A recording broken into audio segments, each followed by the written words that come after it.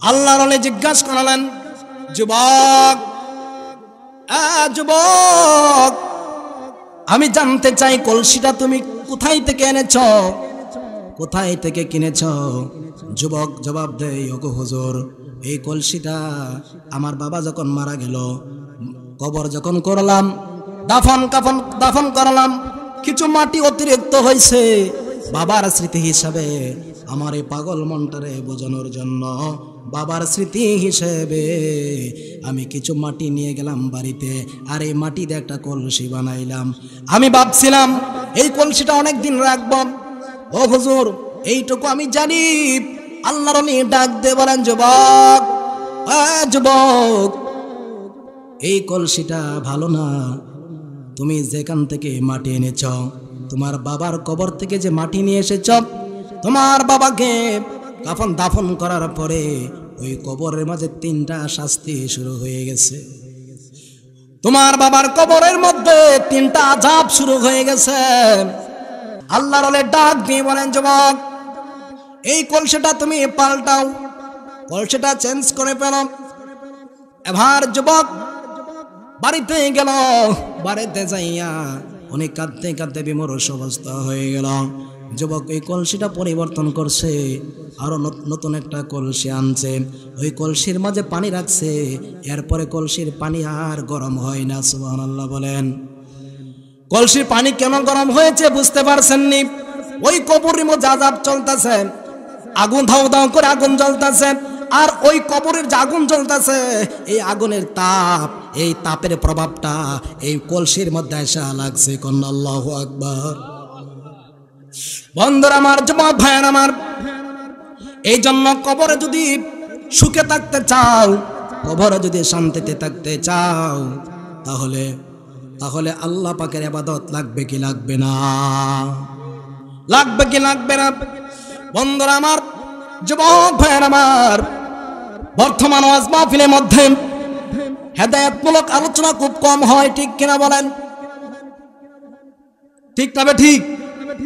হেদায়েতের আলোচনা শুনতে হবে, হেদায়েতের আলোচনা বুঝতে হবে, কবরকে ভয় করতে হবে, ঠিক কিনা বলেন? কবরকে ভয় করতে হবে, কারণ উসমান রাদিয়াল্লাহু তাআলা আনহু কবরকে এত ভয় করেছেন। উসমান ইসলামের 3য় খলিফা, আমার নবীর জামাতা, উনি যদি কবরকে এত ভয় করতে পারেন, কবর দেখলে যদি চোখ থেকে পানি আসতে পারে, তাহলে আমার আপনার চোখ থেকে পানি কি আসতে পারে না? পারে কি পারে না? নামাজ যদি না আদায় করেন, কবরে শাস্তি তো আছেই, হাসরের ময়দানে আপনি ছাড় পাবেন না। এরপরে আমার নবী, আপনার নবী রাহমাতুল লিল আলামিন স্বপ্নে দেখতেছেন। কি দেখতেছেন? স্বপ্নে দেখতেছেন 2জন সাহাবী, 2জন ফেরেশতা আমার নবীর দুই পাশে আয়েশা দাঁড়ায় গেছে। একজন ফেরেশতা আমার নবীর ডান হাত মোবারকে ধরল, আর একজন ফেরেশতা আমার নবীর বাম হাত মোবারকে ধরল। গভীর মনোযোগ না দিলে কিন্তু বুঝবেন না বাবা, আমি কিন্তু কবরের উপরে আছি। বলেন কিসের উপরে আছি? কবরের উপরে আছি। আমি কিন্তু ধারা ঠিক রাখতেছি। কবরের উপরে আলোচনা চলতেছে। বলেন কিসের উপরে আলোচনা চলতেছে?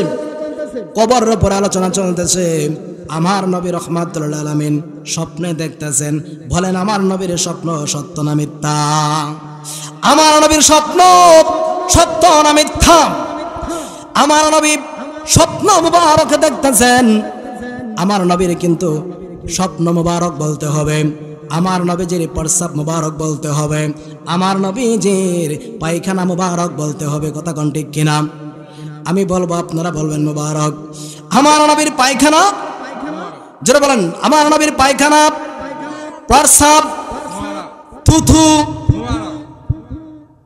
কদম মুবারক, হাত, জবান, ঘাম, পচেরা মুবারক, সব কিছু আমার নবীজির পবিত্র। কথা কোন ঠিক কিনা? গোল্ড অফ মদিনা, সুন্নিয়তের অহংকার। ওই বাড়ির পাশে, রাস্তার পাশে যারা মাটির নিচে শুয়ে আছে, কত বছর ধরে, কত দিন ধরে, কত যুগ যুগ ধরে মাটির নিচে শুয়ে আছে, ঠিক কিনা বলেন? কার জানে বাবা, কার জানে মা, কার জানে স্বামী, কার জানে স্ত্রী, কারো ছেলে, কারো মেয়ে, কারো দাদা, কারো দাদি, কারো না কারো আপনজন ওই কবর দেশে শুয়ে আছে, ঠিক কিনা বলেন? ওই কবরবাসীরা ডাক দিয়ে বলে, আজকের এই মাহফিলটা যদি সারা রাত্র চলতো, এই মাহফিলটা যদি চলতেই থাকতো, তাহলে আজকে আমরা কবরের আযাব থেকে মাপ পাইতাম। কন্যা সুবহানাল্লাহ। বন্ধরে আমার,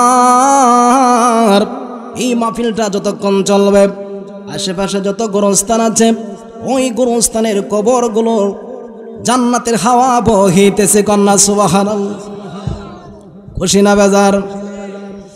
এ আমার যুবক ভাইরারি, জানি না আমার আপনারা জানি কখন জানি চলে যাওয়ার চিঠি এসে যায়, কেউ বলতে পারে না, ঠিক কিনা বলেন?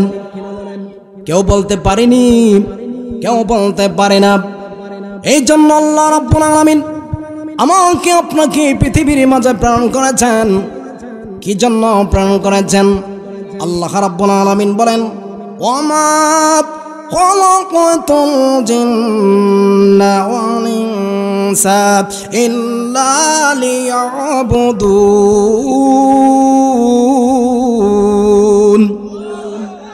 আল্লাহ রাব্বুল আলামিন বলেন, আমি দুইটা জাতি সৃষ্টি করেছি, মানুষ এবং জিন জাতি সৃষ্টি করেছি। কেউ ভাই ওঠেন কেন? মানুষ এবং জিন জাতি সৃষ্টি করেছি। কেন সৃষ্টি করেছি? একমাত্র আমি আল্লাহর ইবাদতের জন্য। কন্যা সুবহানাল্লাহ। কিসের জন্য সৃষ্টি করেছে? ইবাদতের জন্য। কিসের জন্য? ইবাদতের জন্য।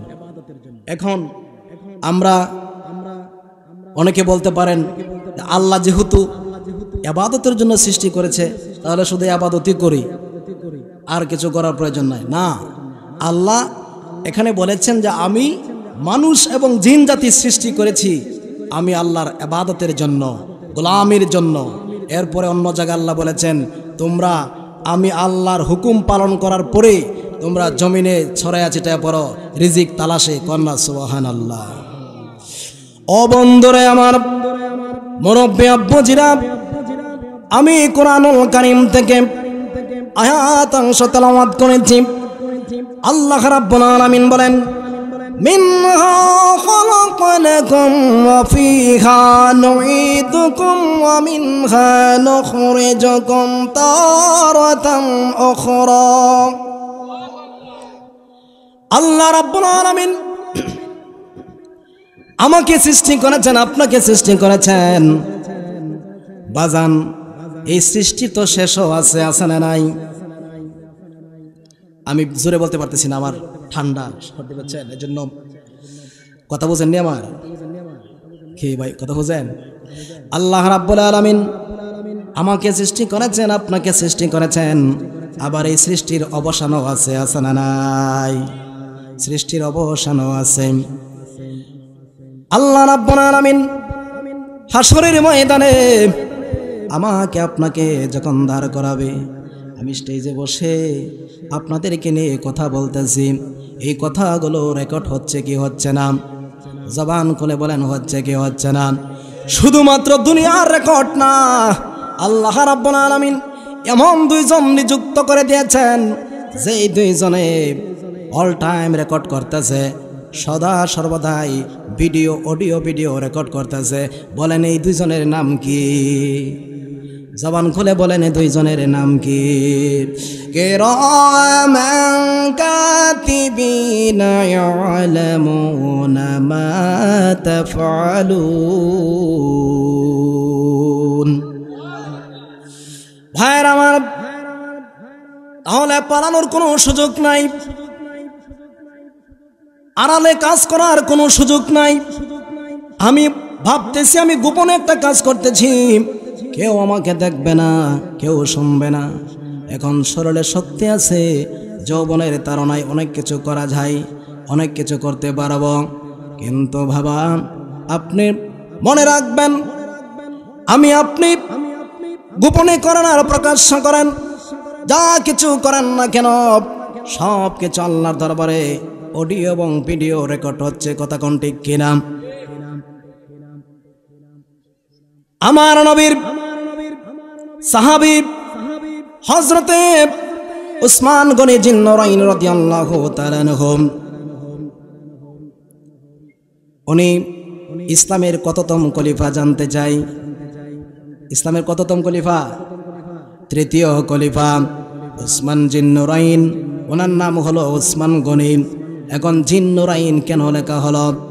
উসমান গনি রাদিয়াল্লাহু তাআলা আনহু এমন একজন সাহাবী ছিলেন, আমাকে কিন্তু কোনো বিষয় দেওয়া হয় নাই, বুঝছেন?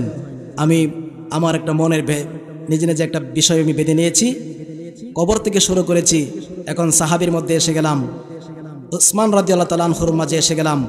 উসমান রাদিয়াল্লাহু তাআলা আনহুর দেখি কবরটা কেমন হয়, উসমান রাদিয়াল্লাহু তাআলা আনহুর কবরটা কেমন হবে জানা দরকার আছে না নাই? বলেন, উসমান রাদিয়াল্লাহু তাআলা আনহুর কবরটা কেমন হবে জানা দরকার আছে না নাই? উসমান রাদিয়াল্লাহু তাআলা আনহু আমার নবীর জামাতা। উসমান রাদিয়াল্লাহু তাআলা আনহু আমার নবীর দুইজন মেয়েকে শাদী মোবারক করেছেন। সুবহানাল্লাহ। ও হুজুর, উসমান রাদিয়াল্লাহু তাআলা আনহুকে কেন জিন্নুরাইন বলা হয়? কেন জিন্নুরাইন বলা হয় জানেন নি? উসমান জিন্নুরাইন রাদিয়াল্লাহু তাআলা আনহু নবীর দুইজন মেয়েকে বিয়ে করেছে, এই জন্য উসমান গনির নামের শেষে জিন্নুরাইন লেখা হয়। কন্যা সুবহানাল্লাহ। দুইটা নূর, আমার নবীর দুইজন নূর মুবারক শাদী মুবারক করেছে। কন্যা সুবহানাল্লাহ। এই উসমান রাদিয়াল্লাহু তাআলা আনহু রাস্তা যায়, ঘাটে যায়, হাটে যায়, বাজারে যাই, যেখানে যাই, মসজিদে যাই, যেখানে যায় না কেন আর মুখে শুধু হাসি আর হাসি, মুখের মাঝে হাসি থাকে, মনের মাঝে আনন্দ থাকে। সাহাবারা জানতে চাইল, ইয়া রাসূলুল্লাহ, নবী গো, ওগো মায়ার নবী, উসমান রাদিয়াল্লাহু তাআলা আনহু যেদিকে যাই তা ওনার মুখে শুধু হাসি দেখি, মনের মাঝে একটা আনন্দ দেখি। ইয়া রাসূলুল্লাহ, নবী গো, কেন এই আনন্দ? ইয়া রাসূলুল্লাহ নবীজি, আমরা সাহাবীরা তো জানি না, আমরা সাহাবীরা তো বুঝি না। এবার একদিন সাহাবায়ে আজমাইন হযরত উসমান রাদিয়াল্লাহু তাআলা আনহুকে জিজ্ঞাসা করলেন, হ্যাঁ উসমান, আমরা জানতে চাই আপনি কেন কেন কেন সর্ব জায়গায় আপনাকে খুব হাসি খুশি দেখা যায়।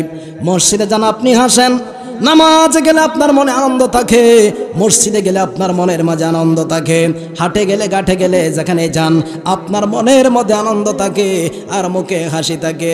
ওগো উসমান, জানতে চাই ইহার কারণ কি?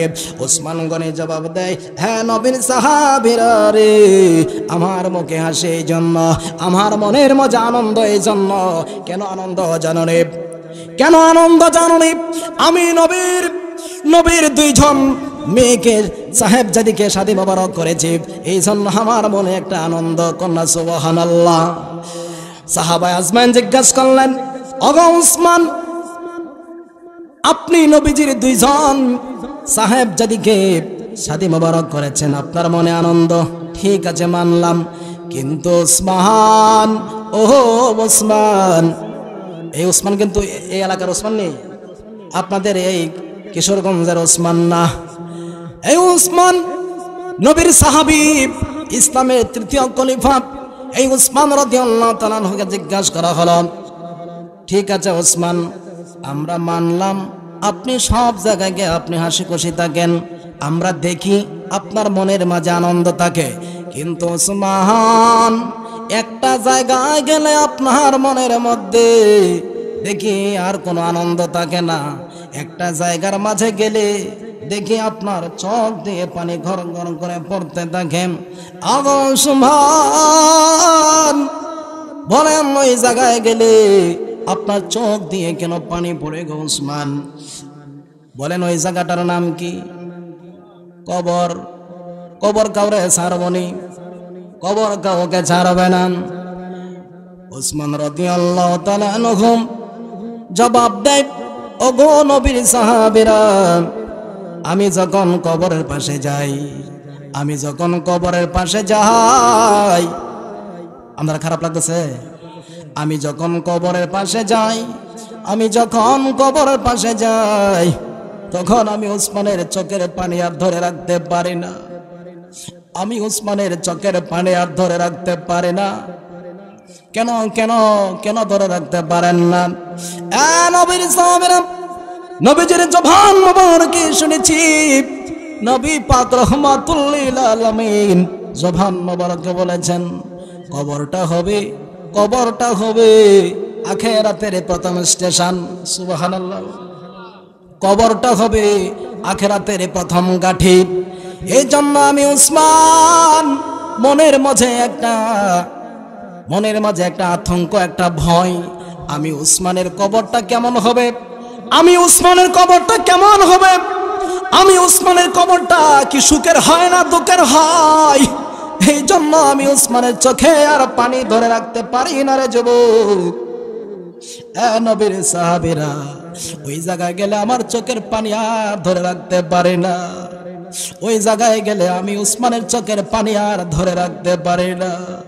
কবরে কেমন থাকবো একা একা, তোমার বন্ধু সাথী হয়ে যেন দেখা। ঠিক কিনা বলেন? কবরে কেমন থাকবো একা একা, তোমার বন্ধু সাথী হয়ে যেন দেখা। সুবহানাল্লাহ বলেন। ও নবীর সাহাবীরা, এই জন্য আমি উসমানের মনে একটা ভয় সৃষ্টি হয়ে যায়।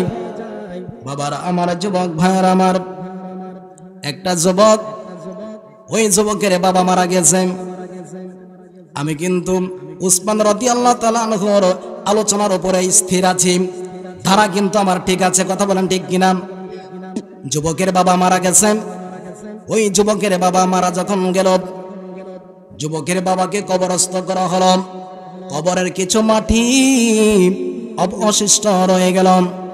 এই অবশিষ্ট মাটিগুলো ওই যুবকটা তার বাড়িতে নিয়ে গেল। যখন বাড়িতে নিয়ে গেল, বাড়িতে নিয়ে এই মাটিগুলো দিয়ে একটা কলসি বানাইছে। মাটির কলসি চিনেননি? মাটির কলসি।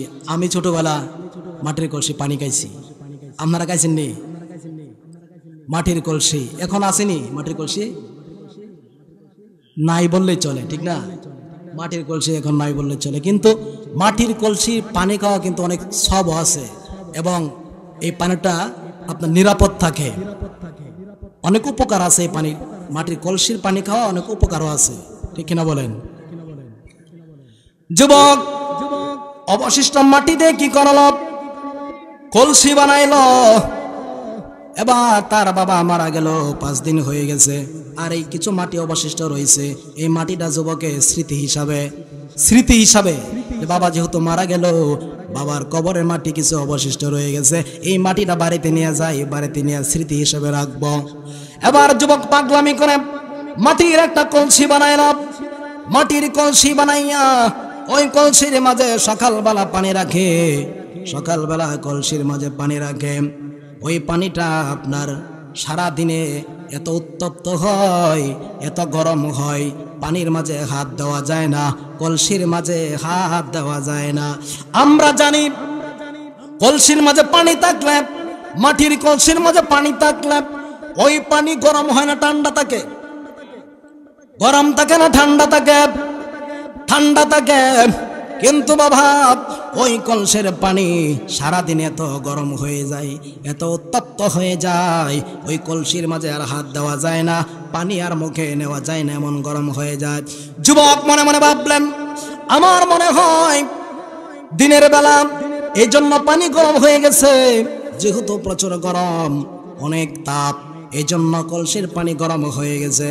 ঠিক আছে, আমি এই কলসির পানি ফালাইয়া দেয়া রাত সন্ধ্যাবেলা আবার এক কলসি পানি এই ভরে রাখছে। এবার যখন পানি বদলাইয়া আরো নতুন করে পানি রাখল, ওই পানিটাও সারা রাত্রে এত তাপ হয়ে গেল, এত গরম হয়ে গেল, ওই কলসির মাঝে হাত দেওয়া যায় না, পানি মুখে নেওয়া যায় না, এমন গরম হয়ে গেছে ওই পানি আর মুখে দেওয়া যায় না। এইভাবে কয়েকদিন যুবকটা দেখলো, দেখার পরে ওই যুবক এলাকার একজন কামেল পীর ছিল, হক্কানি ওলি আল্লাহ ছিল।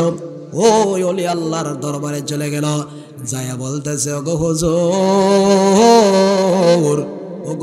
হুজুর, আমার বাবা মারা গেছে, আজ 10 থেকে 15 দিন হয়ে গেল। আমি আমার বাবার কবর থেকে কিছু মাটি অবশিষ্ট রইল। বাবা যারা মারা গেছে তার কিন্তু এখন বাবার কথা মনে হয়ে গেছে, ঠিক কিনা বলেন? বাবা যার নাই দুনিয়াতে সে বোঝে বাবার ব্যথা, মা যার নাই দুনিয়াতে সে জানে মায়ের ব্যথা। এখানে অনেক মানুষ আছে, যা অনেকের বাবা নাই, কেউ আছে মা নাই, কেউ আছে বাবা নাই, আবার অনেকে আছে মাও নাই বাবাও নাই, ঠিক কিনা বলে? ভালোবাসি তোমায় বাবা, বুকটা যে যাইছি রে, তোমার কথা হৃদয় মাঝে পড়ছে বারে বারে। ভালোবাসি তোমায় বাবা, বুকটা যে যাইছি রে, তোমার কথা হৃদয় মাঝে পড়ছে বারে বারে। বাবা গো বাবা, বাবা গো বাবা, বাবা তুমি কেমন আছো ছোট্ট মাটির ঘরে, তোমার কথা হৃদয় মাঝে পড়ছে বারে বারে। কত আদর কত স্নেহ তোমার কাছে পেলাম, সব কিছু হারিয়ে আজকে নিঃস্ব হয়ে গেলাম, ঠিক কিনা বলে? যার বাবা নাই তার মতো এতিম আর কেউ নাই, যার মা নাই তার মতো এতিম আর কেউ নাই। ভালোবাসি তোমায় বাবা, বুকটা যে যাইছি রে, তোমার কথা হৃদয় মাঝে পড়ছে বারে বারে। বাবা গো বাবা, বাবা গো বাবা,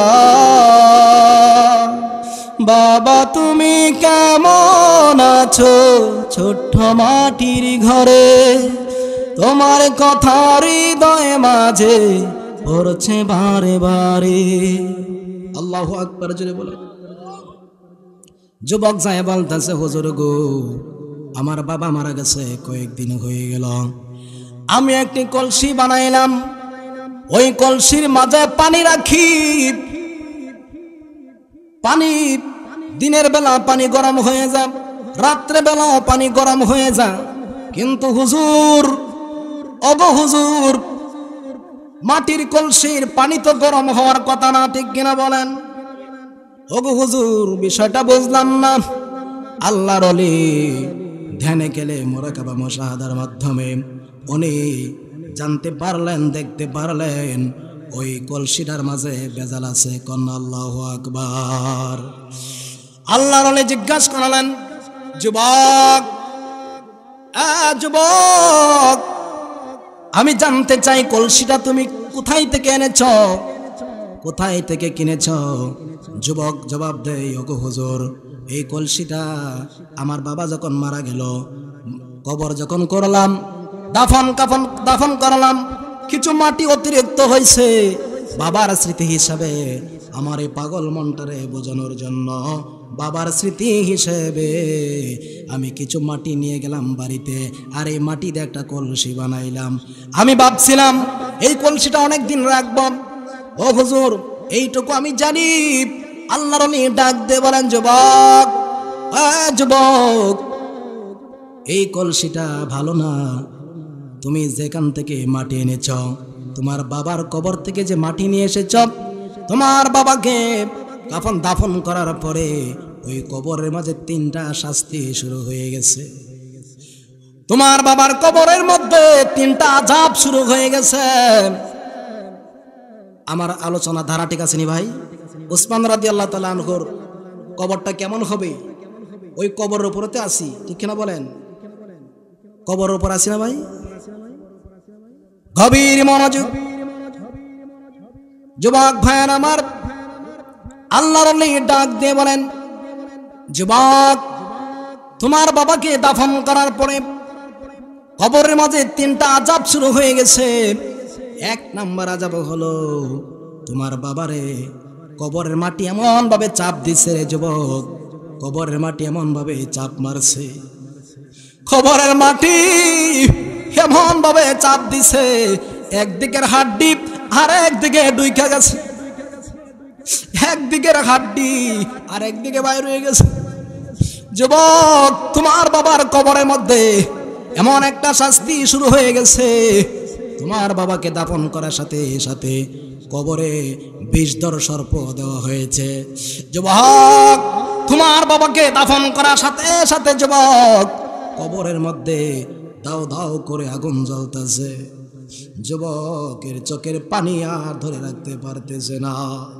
আল্লাহর ওলি ডাক দিয়ে বলেন, যুবক, এই কলসিটা তুমি পাল্টাও, কলসিটা চেঞ্জ করে ফেলো। এবার যুবক বাড়িতে গেল, বাড়িতে যাইয়া অনেক কাঁদতে কাঁদতে বিমর্ষ অবস্থা হয়ে গেল। যুবক এই কলসিটা পরিবর্তন করছে, আরো নতুন একটা কলসি আনছে, ওই কলসির মাঝে পানি রাখছে, এরপরে কলসির পানি আর গরম হয় না। সুবহানাল্লাহ বলেন। কলসির পানি কেন গরম হয়েছে বুঝতে পারছেন নি? ওই কবরের মধ্যে আযাব চলতেছে, আগুন ধাও ধাও করে আগুন জ্বলতেছে, আর ওই কবরের যে আগুন জ্বলতেছে, এই আগুনের তাপ, এই তাপের প্রভাবটা এই কলসির মধ্যে এসে লাগছে। কন্যা আল্লাহু আকবার। বন্ধুরা আমার, যুবক ভাইয়ের আমার, এই জন্য কবরে যদি সুখে থাকতে চাও, কবরে যদি শান্তিতে থাকতে চাও, তাহলে তাহলে আল্লাহ পাকের ইবাদত লাগবে কি লাগবে না? লাগবে কি লাগবে না? বন্ধুরা আমার, যুবক ভাইয়ের আমার, বর্তমান ওয়াজ মাহফিলের মধ্যে হেদায়েতমূলক আলোচনা খুব কম হয়, ঠিক কিনা বলেন? ঠিক না? ঠিক। হেদায়েতের আলোচনা শুনতে হবে, হেদায়েতের আলোচনা বুঝতে হবে, কবরকে ভয় করতে হবে, ঠিক কিনা বলেন? কবরকে ভয় করতে হবে, কারণ উসমান রাদিয়াল্লাহু তাআলা আনহু কবরকে এত ভয় করেছেন।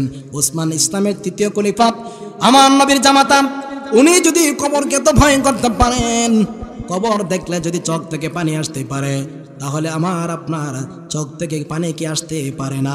পারে কি পারে না? এজন্য আল্লাহ রাব্বুল আলামিন বলেন, ফাল্লায়াত aqu qalilan wa labaqu kaseera। আল্লাহ রাব্বুল আলামিন বলেন, তোমরা কম কম করে হাসো, বেশি বেশি করে কাঁদো। আপনারা বলেন, চোখের পানির দাম আছে না নাই? আমার আল্লাহর কাছে চোখের পানির দাম আছে না নাই? কেমন দাম আছে শুনবেননি? শুনবেননি কেমন দাম আছে রে ভাই? শুনবেননি? সামনে যাইতামনি, সামনে যাইতামনি। ও বন্ধুরে আমার, মুরব্বি আব্বুজিরা আমার, আল্লাহর কাছে বান্দার চোখের পানির কেমন দাম। ওই হাসরের ময়দানে আবার এখন এই কথা বলেন না, হুজুর হাসরের ময়দানে চলে গেছে। অনেক পাবলিক আছে, আমি জানি, যেহেতু আমরা ওয়াজ বয়ান করি সেটা ভালো করে জানি। অনেকে বলবো, হুজুর কবর আলোচনা করতেছে আবার হাসরে চলে গেছে। কথা বোঝানোর জন্য এক সেন্টেন্স থেকে আরেক সেন্টেন্স ধরতে হয়, এক জায়গা থেকে আরেক জায়গা যেতে হয়। মেসাল না দিলে তো আপনারা কথা বুঝবেন না। কথা বলেন ঠিক কিনা? বলতেছিলাম বাবাজির আমার, যুবক ভাইয়ের আমার, কি জানি বলতেছিলাম, সেটা বোঝানোর জন্য, ঠিক না? চোখের পানির কেমন দাম আছে সেটা বোঝানোর জন্য। হাসরের ময়দানে যখন জাহান্নাম যখন হা করে যখন পাপী বান্দার নিকট যখন আসতে থাকবে, ওই পাপী বান্দাকে গ্রাস করার জন্য জাহান্নাম স্থির থাকতে পারবে না, জাহান্নাম স্থির থাকতে পারবে না। যখন পাপী বান্দাকে জাহান্নাম দেখবে, জাহান্নাম যখন গুনাহগার বান্দাকে দেখবে, বেনামাজি বান্দাকে দেখবে, বেরোজাদার বান্দাকে দেখবে, নাফরমান বান্দাকে দেখবে, নবী দেশি লোককে যখন জাহান্নাম দেখবে, জাহান্নামের জবান ছুটে যাবে, জাহান্নাম ডাক দিয়ে বলবে, ও আল্লাহ, আমাকে আর থামাইতে বলো না, আমাকে একটু সুযোগ দাও, আমি জাহান্নাম যাইয়া ওই পাপী বান্দাকে ভক্ষণ করে ফেলব। এই পাপী বান্দা দুনিয়াতে নাফরমানি করেছে, নামাজ ঠিকভাবে আদায় করে নাই, রোজা ঠিকভাবে পালন করে নাই, মা বাবার খেদমত করে নাই, আল্লাহর হুকুম ঠিকভাবে পালন করে নাই, নবীর হুকুম মানে নাই, নবীর সঙ্গে গাদ্দারি করেছে। ও আল্লাহ, আমাকে আর তুমি থামতে পারো না। জাহান্নামের যে পাহারাদার থাকবে, ফেরেশতারা পাহারাদার থাকবে, জাহান্নামকে যারা আটকায় রাখবো, ওই ফেরেশতারা জাহান্নামকে আটকায় রাখতে পারবে না। মালাক ফেরেশতা ডাক দিয়ে বলবেন, আল্লাহ, ও আল্লাহ গো, এই জাহান্নামকে আর ধরে রাখা যাইতেছে না, জাহান্নাম তো ওই শিকল সুইটা আয়সা পড়তেছে পাপী বান্দাকে গ্রাস করার জন্য। তখন আল্লাহ ডাক দিয়ে বলবেন, ফেরেশতা, চিন্তা করো না, এই জাহান্নামকে থামানোর জন্য, জাহান্নামকে থামানোর জন্য তেমন কোনো অস্ত্র নাই, তেমন কোনো অস্ত্র নাই, তেমন কোনো হাতিয়ার নাই। একটা অস্ত্র আছে, একটা হাতিয়ার আছে, হাতিয়ারটা হলো বান্দার চোখের পানি। কন্যা সুবহানাল্লাহ, আল্লাহু আকবার বলেন। ফেরেশতা, বান্দা দুনিয়ার মধ্যে কেঁদেছিল, চোখের পানি ছেড়েছিল, কিশোরগঞ্জে মাহফিলে বসে চোখের এক ফোঁটা পানি ছেড়েছিল। এই এক ফোঁটা চোখের পানি ওই জাহান্নামের মধ্যে ফালায়া দাও। কন্যা সুবহানাল্লাহ। যখন এক ফোঁটা পানি ওই জাহান্নামের মধ্যে ফেলে দেওয়া হবে, তখন জাহান্নামটা শান্ত হয়ে যাবে। জাহান্নাম তখন আরো একটা চিৎকার দিয়ে বলবেন, ও আল্লাহ, আল্লাহ গো, আমার মাঝে সব কিছু দাও, আমার মাঝে সব কিছু দাও, কিন্তু বান্দার চোখের পানি আমি জাহান্নামের মধ্যে দিও না। সুবহানাল্লাহ, আল্লাহু আকবার কইতেন না? জাহান্নাম কি বলবে? জাহান্নাম বলবে, আল্লাহ, আমার মাঝে মানুষ দাও, লাকড়ি দাও, পাথর দাও। ও কতক্ষণ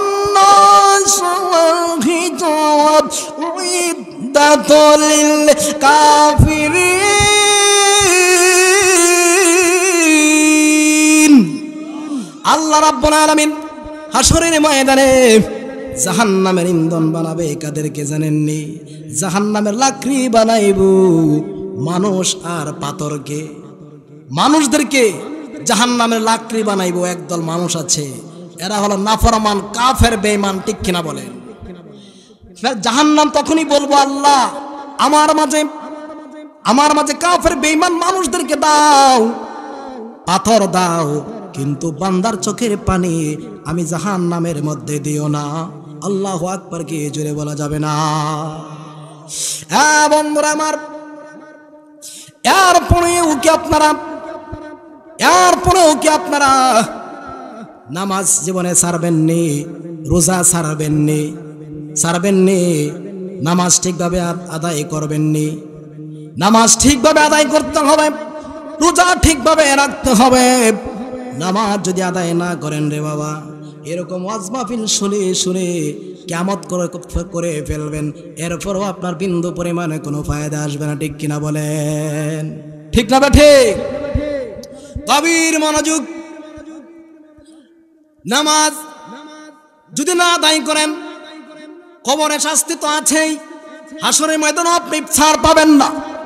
এরপরে আমার নবী, আপনার নবী রাহমাতুল লিল আলামিন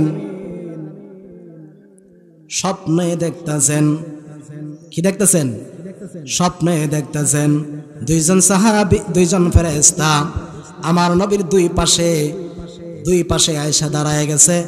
একজন ফেরেশতা আমার নবীর ডান হাত মোবারকে ধরলো, আর একজন ফেরেশতা আমার নবীর বাম হাত মোবারকে ধরলো।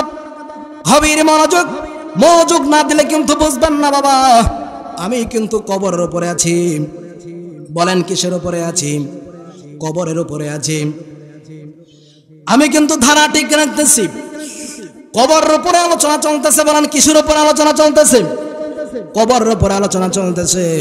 আমার নবী রাহমাতুল লিল আলামিন স্বপ্নে দেখতেছেন। বলেন আমার নবীর স্বপ্ন সত্য না মিথ্যা?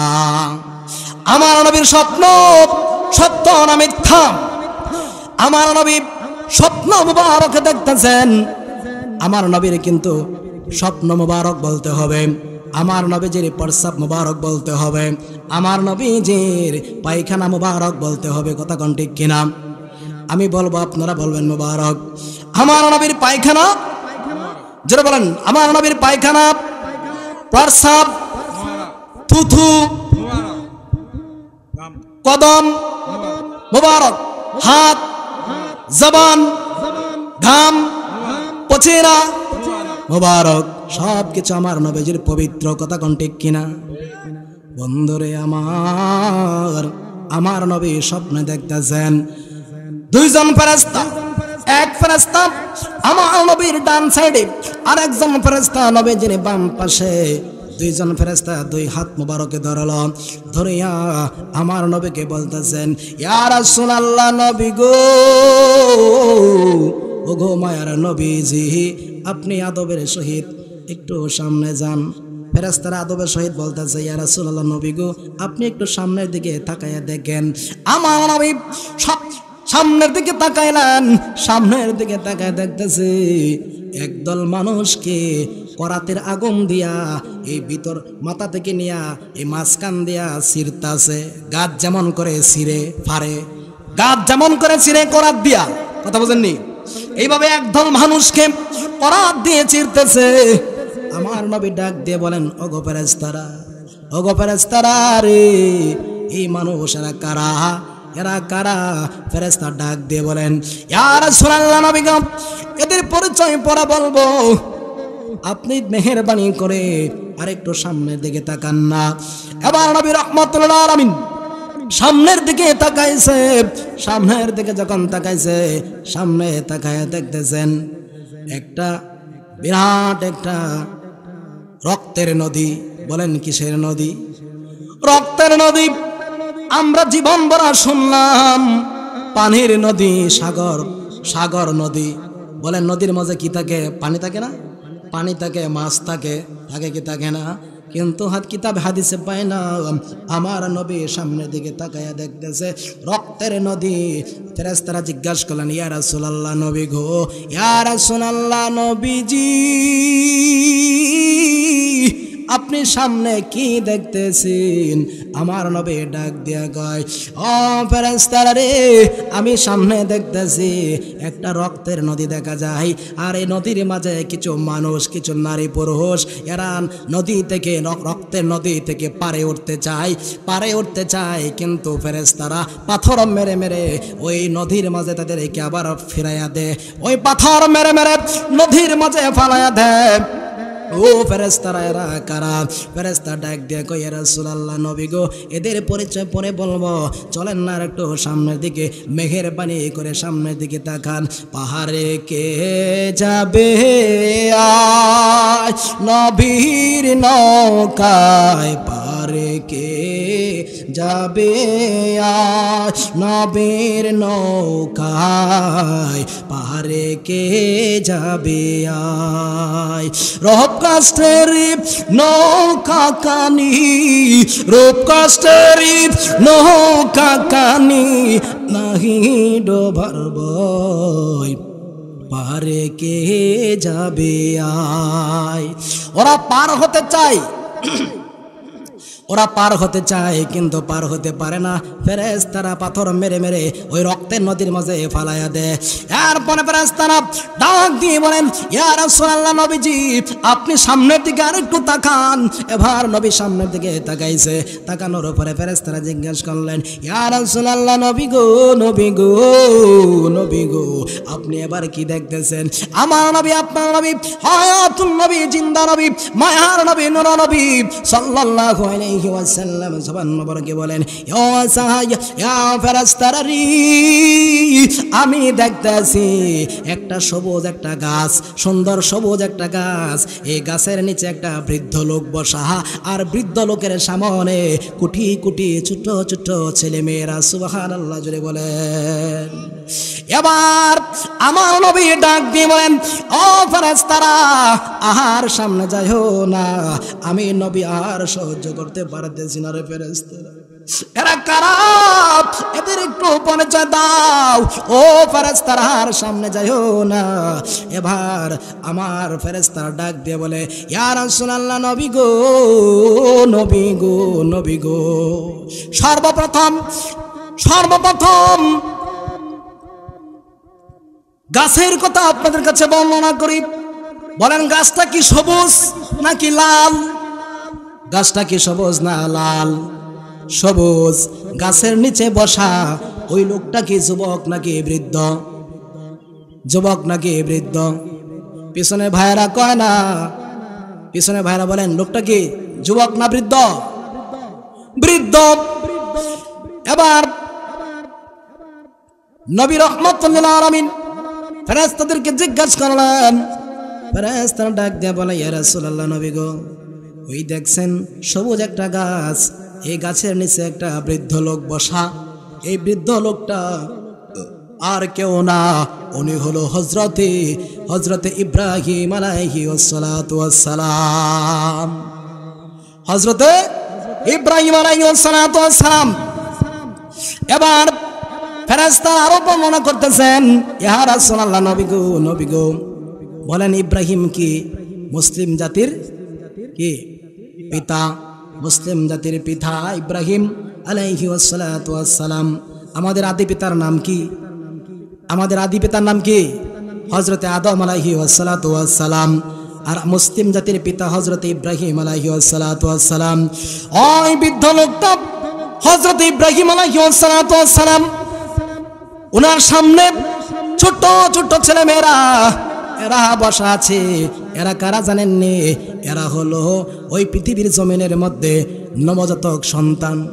নবজাতক সন্তান মায়ের গর্ভ থেকে ভূমিষ্ঠ হওয়ার পরে মা ডাকতে পারে নাই, বাবা ডাকতে পারে নাই, মা বলে ডাকতে পারে না, বাবা বলে ডাকতে পারে না। ভূমিষ্ঠ হওয়া মাত্র বিদায় হয়ে গেছে, ভূমিষ্ঠ হওয়া মাত্র মারা গিয়েছে, অথবা 2-3 দিন থাকার পর মারা গেছে। জবান খুলে মাকে মা ডাকতে পারে না, বাবা ডাকতে পারে নাই, অথবা কয়েকদিন পরে মারা গেছে। এরা হলো এই ছোট্ট ছোট্ট ছেলে মেয়েরা। ইয়া রাসূলুল্লাহ, নবী গো, এই ছোট্ট ছোট্ট ছেলে মেয়েরা এর হাকিকত কি জানেননি? আচ্ছা আপনারা বলুন, আমার নবী এর হাকিকত জানে কি জানে না? জানে কি জানে না? ফেরেশতা ডাক দিয়ে বলে, ইয়া রাসূলুল্লাহ, নবী গো, নবী গো, ওই ছোট্ট ছোট্ট ছেলে মেয়েরা হাসরের ময়দানে যখন কায়েম হবে, হাসরের ময়দান যখন কায়েম হবে গো, ইয়া রাসূলুল্লাহ, নবীজি, এ আমার যুবক ভাইরা, পৃথিবীর মধ্যে অনেক মানুষ আছে, অনেক মা আছে, অনেক বাবার আছে, ছেলে মেয়ে হওয়ার পরে মারা যায়, আছে না নাই? ও মা, মা তোমাকে বলছি, মা,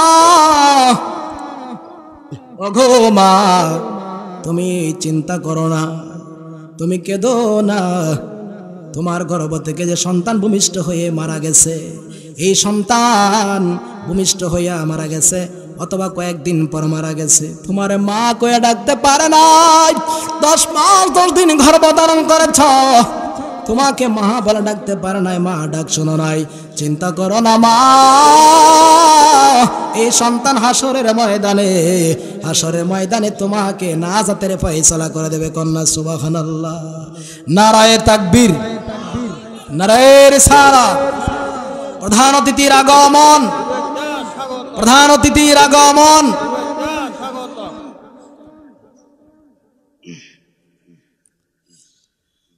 বলতেছিলাম, ফেরেশতা ডাক দিয়ে বলবেন, ইয়া রাসূলুল্লাহ, নবী গো, নবী গো, এই ছোট্ট সন্তানগুলো হাসরের ময়দানে এরা বিনা হিসাবে জান্নাতে চলে যাবে। কন্যা সুবহানাল্লাহ। আল্লাহ যখন হাসরের ময়দানে, আপনারা বলুন কিসের বয়ান চলতেছে? জবান করে বলেন কিসের বয়ান চলতেছে? এই আওয়াজে মানি না, জোরে বলেন কিসের বয়ান? কবরের বয়ান চলতেছে। আলোচনা শেষ করে দেব, প্রধান অতিথি এসে গেছেন। বন্দরে আমার, ওহো আমার যুবক ভাইরা, ফেরেশতা ডাক দিয়ে বলেন, ইয়া রাসূলুল্লাহ, নবীজি, এই ছোট্ট ছোট্ট সন্তানেরা ছেলে মেয়েরা হাসরের ময়দানে বিনা হিসাবে জান্নাতে চলে যাবে। কন্যা সুবহানাল্লাহ। ইয়া রাসূলুল্লাহ, নবী গো, নবী গো, নবী গো, আল্লাহ রাব্বুল আলামিন যখন এই সন্তানকে যখন বলবেন, এ ছোট্ট বান্দা তুমি জান্নাতে চলে যাও, জান্নাতে প্রবেশ করো, তখন ওই বান্দা জবান খুলে বলবেন, আল্লাহ, ও গো মায়ার আল্লাহ গো, আল্লাহ গো, আমি ভূমিষ্ঠ হওয়ার পরে মা কি মা বলে ডাকতে পারি নাই, বাবা কি বাবা বলে ডাকতে পারি নাই, আমার বাবা কই, আমার মা কই? আল্লাহ জবাব দেবে, এলান হয়ে যাবে, এ ছোট্ট বান্দা, তোমার বাবা জান্নাতে চলে গেছে, তোমার মা জাহান্নামে চলে গেছে। এবার ছোট্ট বান্দা চোখের পানি পানি ছেড়ে দিবে, পানি ছেড়ে দিয়া আল্লাহকে বলবে, আল্লাহ, আমি ভূমিষ্ঠ হওয়ার পরে মাকে দেখতে পারি নাই, বাবাকে দেখি নাই, মাকে মা বলে ডাকতে পারি নাই। ও আল্লাহ, একটি বার আমার মাকে দেখাও, একটি বার আমার মাকে দেখাও, ও আল্লাহ, একটি বার আমার মাকে দেখাও। আল্লাহ ডাক দিয়ে বলবে, জাহান্নামের ফেরেশতা মালিককে ডাক দিয়ে বলবে, মালিক, জাহান্নামের গেট খুলে দাও। এবার যখন জাহান্নামের গেট খুলে দেওয়া হবে, ছোট্ট বাচ্চা তাকায় দেখবে তার মা জাহান্নামের আগুনের মধ্যে দাও দাও করে জ্বলতেছে, দাও দাও করে জ্বলতেছে। এবার ছোট্ট বাচ্চা ডাক দিয়ে বলবে, আল্লাহ, আমার মাকে একটি বার আমার কাছে এনে দাও, একটি বার আমার কাছে এনে দাও। আল্লাহ বলবে, বান্দা, ছোট্ট বান্দা, তোমার মার জন্য জাহান্নাম অবধারিত হয়ে গেছে, তোমার মাকে আর তোমার কাছে আনা যাবে না, তুমি জান্নাতে চলে যাও। ছোট্ট বান্দা তখন ডাক দিয়ে বলবে, ও আল্লাহ গো, আল্লাহ গো, আমি জান্নাতে যাব না, আমার মাকে ছাড়া আমি জান্নাতে যাব না। সুবহানাল্লাহ বলে এবার আল্লাহ রাব্বুল আলামিন সব করে দিতেছি বাজান। আল্লাহ রাব্বুল আলামিন ফেরেশতাকে ডাক দিয়ে বলবেন, ফেরেশতা, আর দেরি করিস না, আর দেরি করিস না, এই বাচ্চার মাকে জাহান্নাম থেকে উঠায় আন, উঠাইয়া আন, উঠায় আনিয়া সারাবন্ত নামক পানি দিয়া এই বান্দিকে, পাপী বান্দিকে গোসল করাইয়া চেহারাটা নোরানি বানাইয়া 20 বছরের যুবতী বানাইয়া বাচ্চার মাকে দুজনকে জান্নাতে প্রবেশ করাইয়া দাও। ইয়া রাসূলুল্লাহ, শুধু নাম শুনে কানে বলেন, ইয়া রাসূলুল্লাহ, শুধু কানে নাম শুনিয়া হইলাম পাগল আমরা অদমে, বলেন, নাম শুনিয়া হইলাম পাগল আমরা অদমে। ইয়া রাসূলুল্লাহ, শুধু নাম শুনি কানে, ইয়া রাসূলুল্লাহ, শুধু শোন বলি রে বনের পাখি, করছ কেন ডাকা ডাকি, শোন বলি রে বনের পাখি, করছ কেন ডাকা ডাকি, বনেতে তাকিয়া বুঝি ডাকছ নবীরে, বনেতে তাকিয়া বুঝি ডাকছ নবীরে। ইয়া রাসূলুল্লাহ, শুধু নাম শুনি কানে, ইয়া হাবিবাল্লাহ, শুধু নাম শুনি কানে। বাজান, প্যারে হাজিরিন, যুবক ভাইরা, আলোচনা আমার এখানে শেষ করে দিচ্ছি, হুজুর এসে গেছে। তো ভাঙ্গাছড়া বিষয়টা আলোচনা করলাম। কেউ যদি মনে কষ্ট পেয়ে থাকেন, ক্ষমা সুন্দর দৃষ্টি দেখবেন আর আমার জন্য দোয়া করবেন। আমি আপনাদের জন্য দোয়া করি। দোয়া হলো সকল ইবাদতের মূল, ঠিক না বলেন? আদা ও মখল ইবাদত। দোয়া চলেনি, দোয়া চলেনি।